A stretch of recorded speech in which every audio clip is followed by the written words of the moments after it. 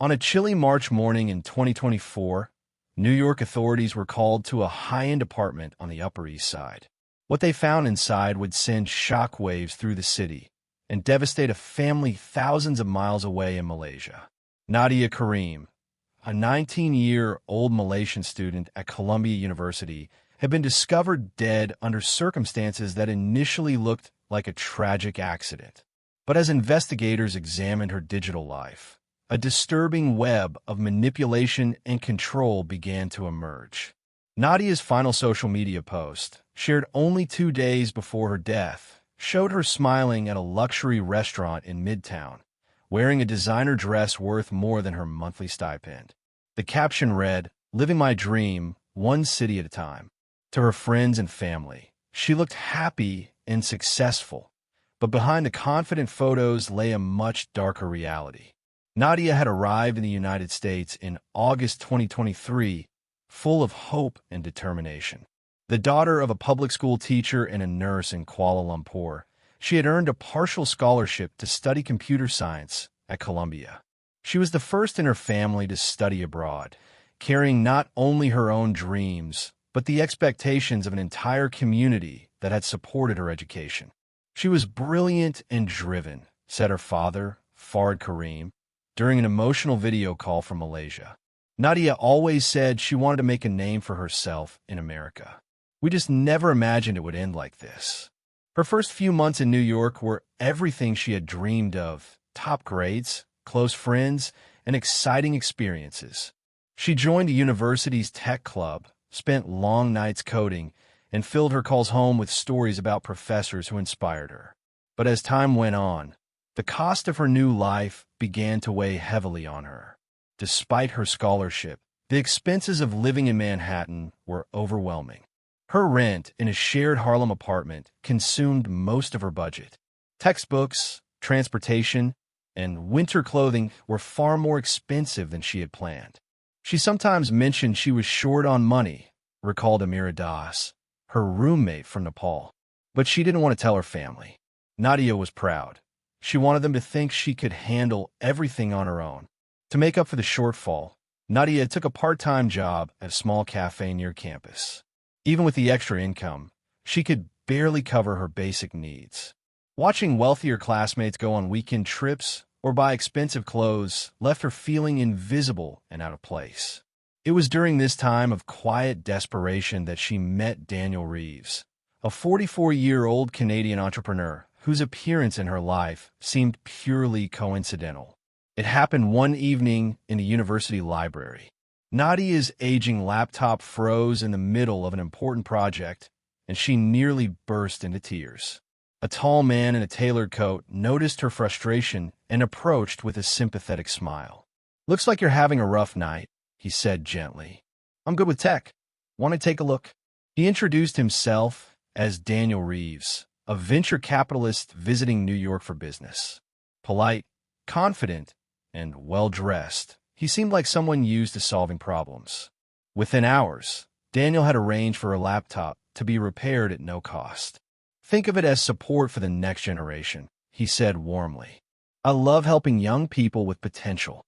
It felt like kindness, but it was the start of something far more dangerous. Over the following weeks, Daniel found small ways to stay in touch. He congratulated Nadia on her academic achievements on social media, then invited her to coffee to talk about career goals.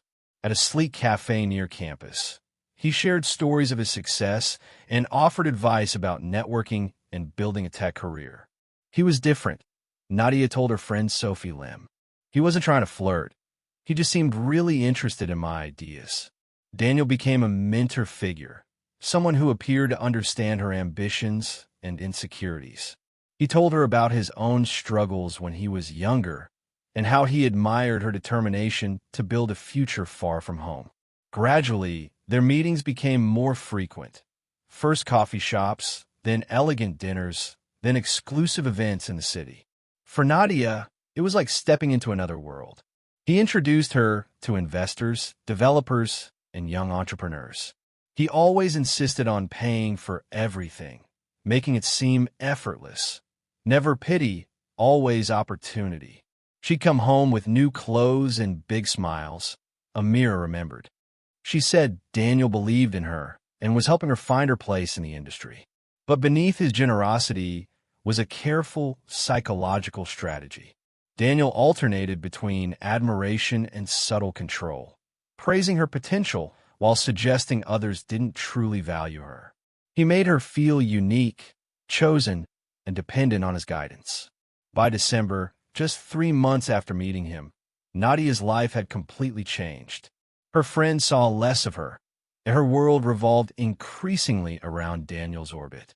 It began with gifts, small at first, then expensive, a new iPhone to help with her studies, a cashmere coat so she wouldn't freeze, money for books because she deserved the best.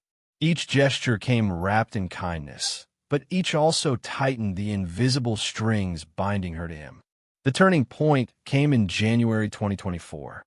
Over dinner at a fine Italian restaurant, Daniel mentioned owning a spare apartment near Central Park. "I hate seeing you struggle in that shared flat," he said. "This place is quiet, safe, close to campus. It would make your life easier." When she protested that she couldn't afford it, he smiled. "Don't worry about the cost. Think of it as part of my mentorship program. Great minds need peace to focus." The apartment was beautiful, modern, spacious, overlooking the skyline. Daniel handled everything: the lease, the furniture, even new clothes for networking events. It was generosity disguised as support, but it also marked the beginning of her isolation. Soon, her friends noticed she was withdrawing. "She stopped hanging out with us," said Sophie. "Every time we asked, she had some new event Daniel had planned." He started encouraging her to keep their arrangement private. "People won't understand," he told her, "especially your family back home. Let's not make them worry about things they can't control." And from that moment, the distance between Nadia and the rest of the world quietly grew. In February 2024, Daniel Reeves began revealing what he truly wanted from Nadia Karim. That evening, she had been invited to his Tribeca penthouse, a sleek, glass-walled apartment whose monthly rent could have supported her family in Kuala Lumpur for an entire year. After dinner, Daniel poured 2 glasses of red wine and spoke in a calm, deliberate tone. "You're a remarkable young woman, Nadia," he said, eyes fixed on hers. "Smart, composed, and beautiful, a rare combination. I feel something special between us. Why not explore it?" The words unsettled her. Nadia wasn't sure if she'd misheard him, but Daniel quickly softened his tone when he noticed her discomfort. "Don't misunderstand me," he continued smoothly. "I've invested time, effort, and resources into your success. People like us, ambitious, driven, don't live by ordinary rules. What I'm suggesting is something deeper, a personal understanding between 2 adults." He emphasized that nothing needed to change physically, only that their connection could evolve into a mutually beneficial relationship. She would focus on her studies while he continued to provide support and guidance, just with a more personal dimension. That night marked an invisible shift in their relationship. Although Nadia didn't agree to anything, Daniel had planted a seed that began to take root. After that evening, he became more direct about his expectations, arranging regular meetings that gradually blurred the line between mentorship and possession. What began as casual dinners soon turned into entire weekends spent at his penthouse. He developed a subtle system of emotional rewards and punishments. When Nadia was available, he was charming and generous. When she prioritized her coursework or tried to pull away, he grew cold and disappointed.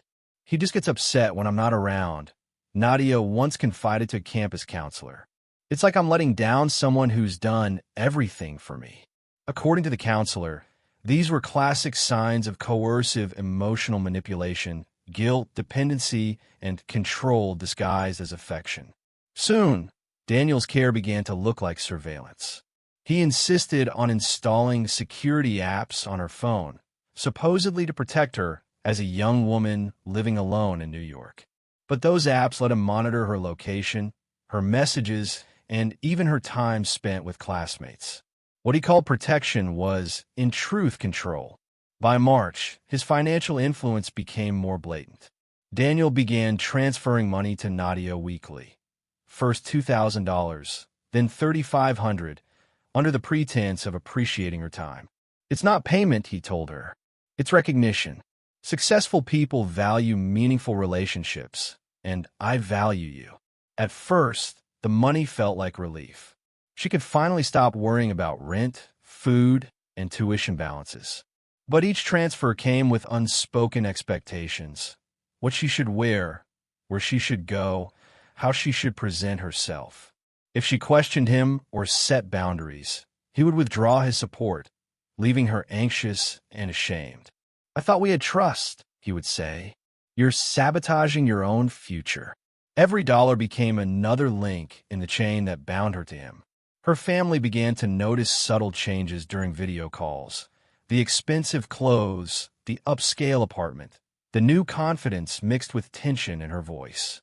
When they asked, Nadia smiled and said she had received an additional grant and some freelance work. Even her professors sensed something was wrong. She looked tired, distracted, but insisted she was fine, recalled Professor Elaine Porter, her academic advisor. She said she was networking for internships. It didn't make sense. Meanwhile, Daniel had become increasingly possessive. He discouraged her friendships, questioned every social interaction, and constantly reminded her that he was the only one who truly understood her ambitions. By mid-March 2024, Nadia Karim was completely entangled in a web of emotional and psychological control spun by Daniel Reeves. What she didn't know was that she was far from his first victim, and that others before her had vanished after trying to escape him. Nadia Karim had spent months gathering evidence against Daniel Reeves, a respected businessman with deep social connections. She knew confronting him would be dangerous, but she couldn't ignore what she had uncovered: his exploitation of vulnerable young women who had trusted him under the guise of mentorship. On March 17, 2024, Nadia made a decision that would ultimately cost her life. She confided in her close friend, Melissa Wong, the night before. She was terrified, Melissa later recalled, but she said she couldn't let it continue. She wanted to stop him before more girls got hurt. The next afternoon, Nadia went to Daniel's luxury apartment in downtown Vancouver. She had meticulously prepared, sending copies of her findings to Melissa in case anything happened to her. Security footage later confirmed that Nadia entered the building around 3:30 p.m., appearing composed but resolute. What happened inside over the next few hours would only later be pieced together through forensic evidence and the audio recordings Nadia had secretly started on her phone. At first, Daniel denied everything, trying to manipulate the conversation as he always had.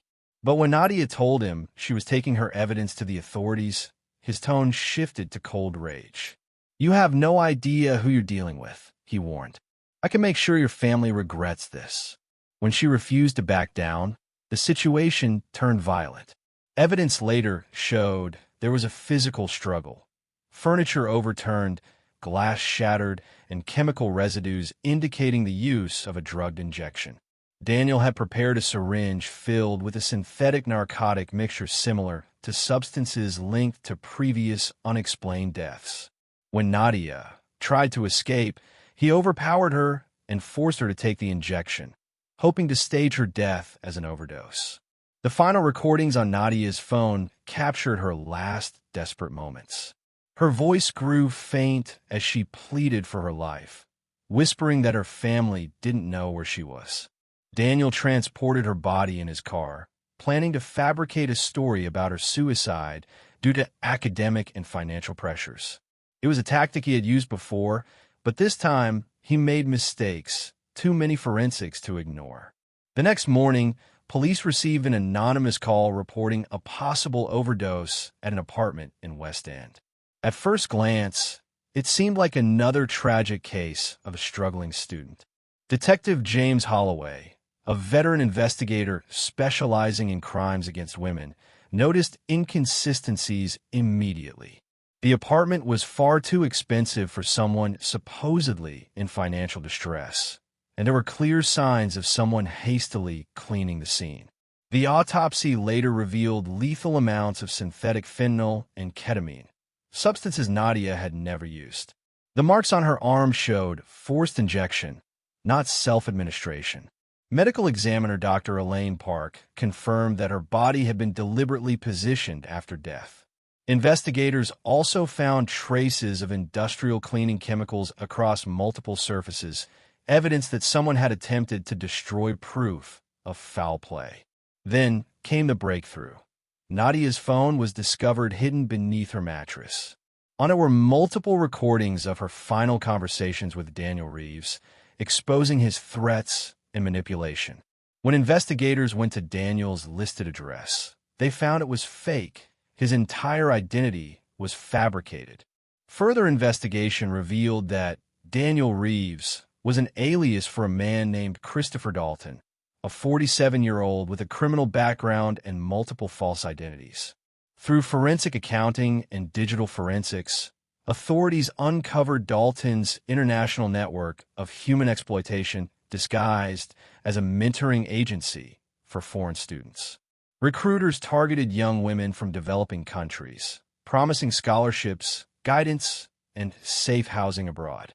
Once in Canada, these women were isolated, manipulated, and coerced into situations they couldn't escape.